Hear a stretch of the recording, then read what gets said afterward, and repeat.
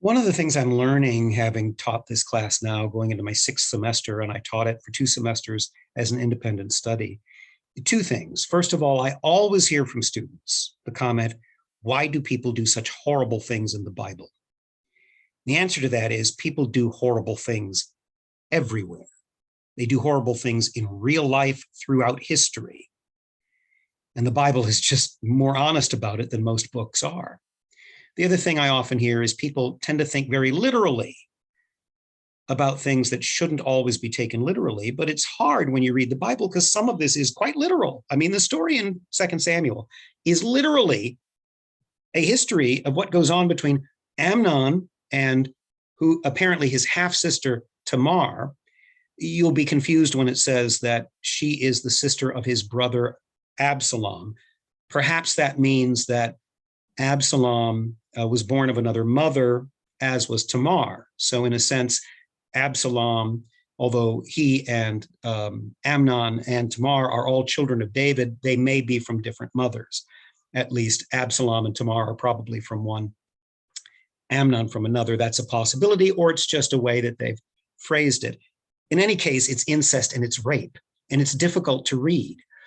But one of the interesting psychological insights is how Amnon despises his victim as soon as he victimizes her. This is often what happens. People hate the people they've hurt. They hate the people who stand in judgment against them by their very existence. I think this is one of the reasons Jesus was hated and crucified. Jesus was totally good. And so he was a walking witness against the vileness and evil in the hearts of the people around him.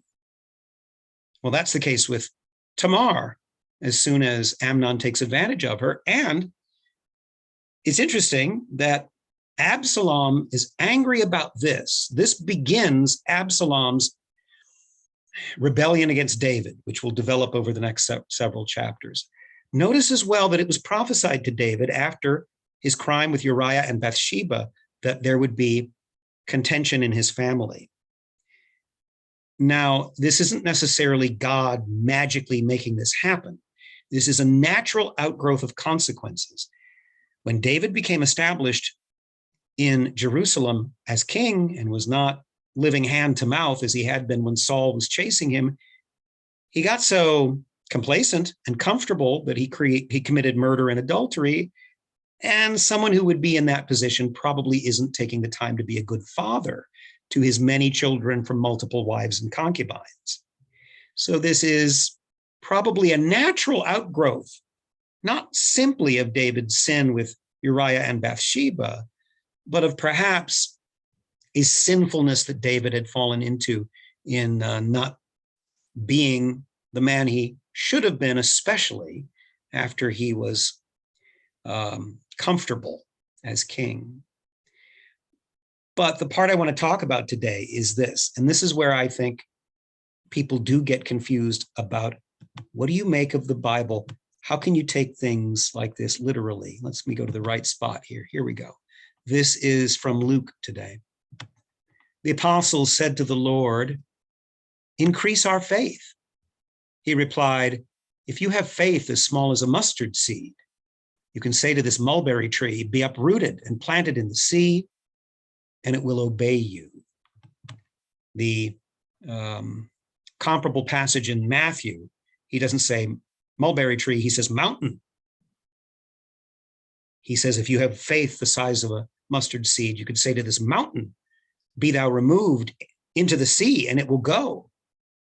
Now, this cannot be literally true because even people with faith aren't necessarily miracle workers.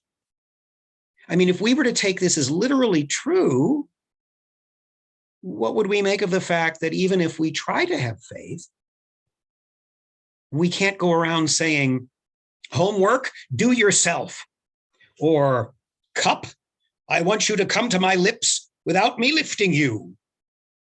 Well, first of all, those would be selfish and stupid things to try to bring about. But I mean, this would lead you into what I would call magical thinking. There was something called the Children's Crusade in the Middle Ages, where the children tried to have a crusade to the Holy Land in imitation of the adults who had done several up until that point in history. And this was just a ragtag group of children, and they had no way of crossing the Mediterranean to get to the Holy Land. And they simply said, well, God will provide a way. Perhaps he'll open the sea as he did for the Jews when they escaped Egypt. And of course, it didn't happen. Reality doesn't change just because we have faith. So that cannot be what Jesus is saying, because if that's what Jesus is saying, it makes no sense and it's wrong. So what could he really be saying? Is he talking about increase our faith and then faith the size of a mustard seed, as if faith like grace is something that isn't a thing and cannot be measured or quantified? Or is he talking about something else? That's your homework for today. If you've made it this far in the video, and we will separate the men from the boys and the women from the girls, because we will find out who's actually watched to the end of this video. Your homework is, tell me what you think Jesus means when he says, they say, increase our faith. And his answer isn't, okay, that's a great thing to ask. His answer is, if you had faith the size of a mustard seed, you could, in effect, perform miracles. So what's he talking about? Or is he being literally, is it that nobody has faith except those who perform miracles? Think about that.